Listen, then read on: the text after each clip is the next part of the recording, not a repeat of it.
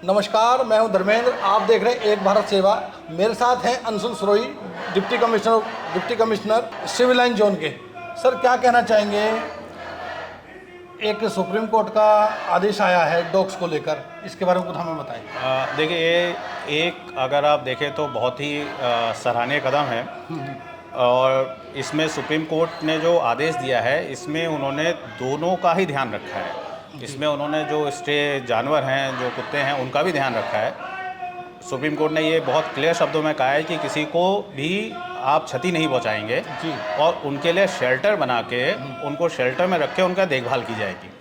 अब इसके दो फ़ायदे हैं कि आपका एक, सारे जो स्टे जानवर हैं वो एक सुरक्षित एनवायरनमेंट में रहेंगे जी। दूसरा, जो उनकी वजह से वहाँ रहने वाले लोगों को परेशानियाँ हो रही हैं, क्योंकि कई बार जानवरों और मनुष्यों में जो टकराव होता है, जिसकी वजह से वो हम देखते हैं कि कुत्ता काट लेता है और बीमारी फैलती है, वो भी ख़त्म हो जाएंगी। तो एक एस्टिमेट के हिसाब से ये है कि लगभग 6 लाख के आसपास कुत्ते अपने स्टे डॉग्स जो हैं वो दिल्ली में हैं। और हमारे पास जो कैपेसिटी है उनको स्टेलाइज़ करने की, वो काफ़ी कम है जी।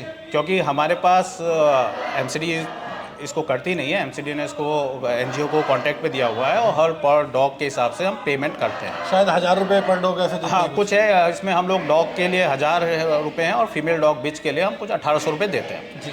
तो उनकी अपनी एक कैपेसिटी है। हमारे कंटिन्यूस ऑपरेशन होते रहते हैं। हमारी टीम जाती है, डॉग्स उठा के लाती है और उसको फिर हम स्टेलाइज करते हैं। और जैसे पहले ऑर्डर था, हम उसको वापस छोड़ के आते थे।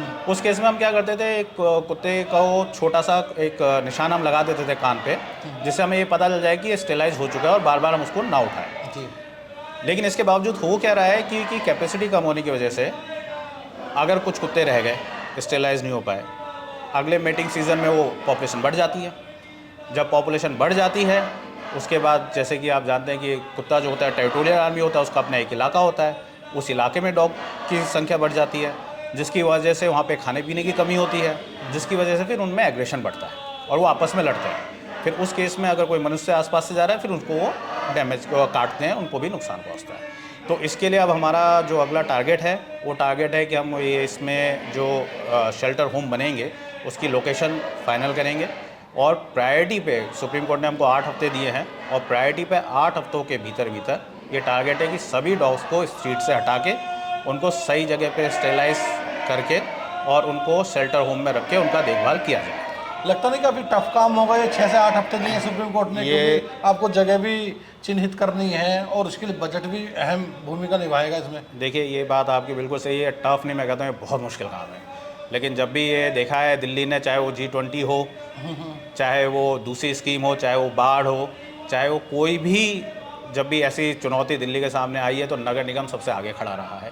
उसने हर चुनौती का बिल्कुल सामना किया है और हर चुनौती में वो जीत के आया है। तो मुझे पूरी उम्मीद है कि इसमें भी हम लोग बिल्कुल सुप्रीम कोर्ट के ऑर्डर को मानेंगे, पूरा करेंगे और टाइम के भीतर ही पूरा करेंगे। अब तक जैसे कि डॉग्स हैं हमारे एरिया में हैं, बाइट्स करते नज़र आते हैं, काफ़ी हाल ही में काफ़ी केस नज़र आए हैं। और आपको लगता नहीं जैसे कि एमसीडी उनको लेगी?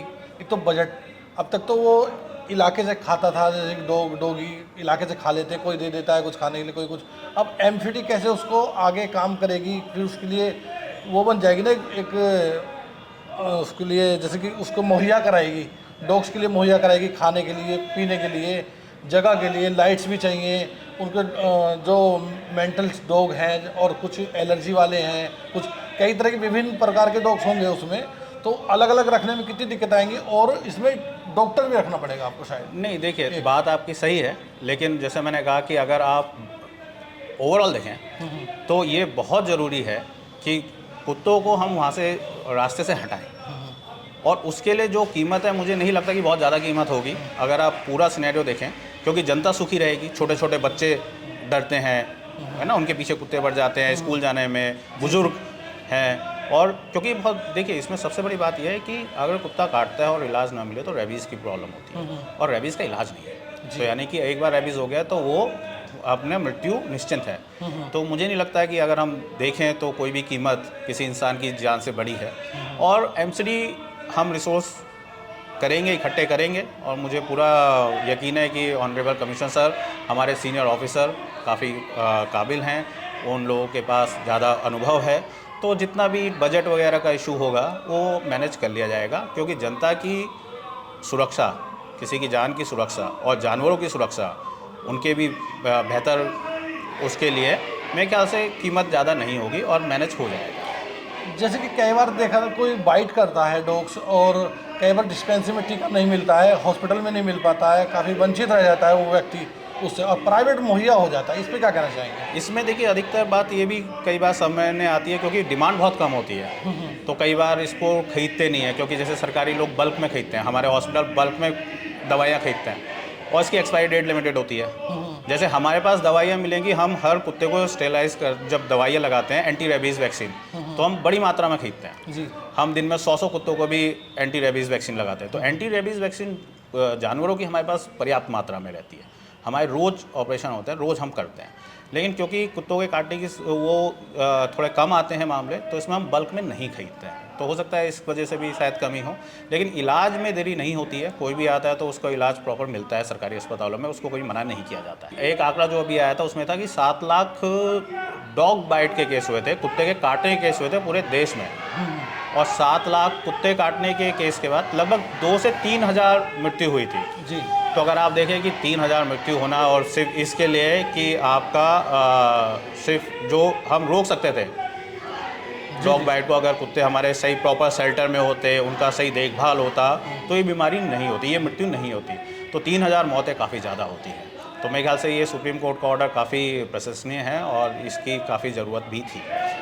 डॉग्स लवर्स के लिए क्या कहेंगे जो डॉग को पालते हैं? देखिए, आप शेल्टर बना रहे हैं, आप वहाँ जाके उनको खाना खिलाइए, हम कहाँ रोक रहे हैं। हाँ भाई ठीक है, देखिए मैं मना नहीं करता, हम गाय को भी खिलाते हैं, हम कौवों को भी खिलाते हैं। एक धर्म की बात भी है, एक आस्था की बात है, एक मोहब्बत की बात भी है। मैं ठीक है, अच्छी बात है, लेकिन आपके एक्शन से किसी और को परेशानी नहीं होनी चाहिए। समाज तभी हम प्रॉपर चलेंगे कि अगर मैं कुछ ऐसा कर रहा हूँ जिससे सामने वाले को परेशानी हो रही है, तो मुझे सोचना चाहिए। हम शेल्टर बना रहे हैं, शेल्टर में हमारे कुत्ते आएंगे, आप आइए, आप वहाँ खिलाइए। आप शायद कोशिश करेंगे कि भाई कोई ऐसा भी प्रोविज़न बन जाए कि वो दान भी दे सके, जी, है ना, तो उससे चल जाएगा। तो उम्मीद है कि आगे दिल्ली बेहतर होगी और ये समस्या दूर हो जाएगी। अंशुल जी, जैसे मैं समझता हूँ, जानता हूँ, प्रत्येक जोन में वेटनरी विभाग के पास 1 से 2 गाड़ियाँ डॉग्स उठाने की, तो आपको लगता नहीं उसमें भी काफ़ी वृद्धि होनी चाहिए गाड़ियों में?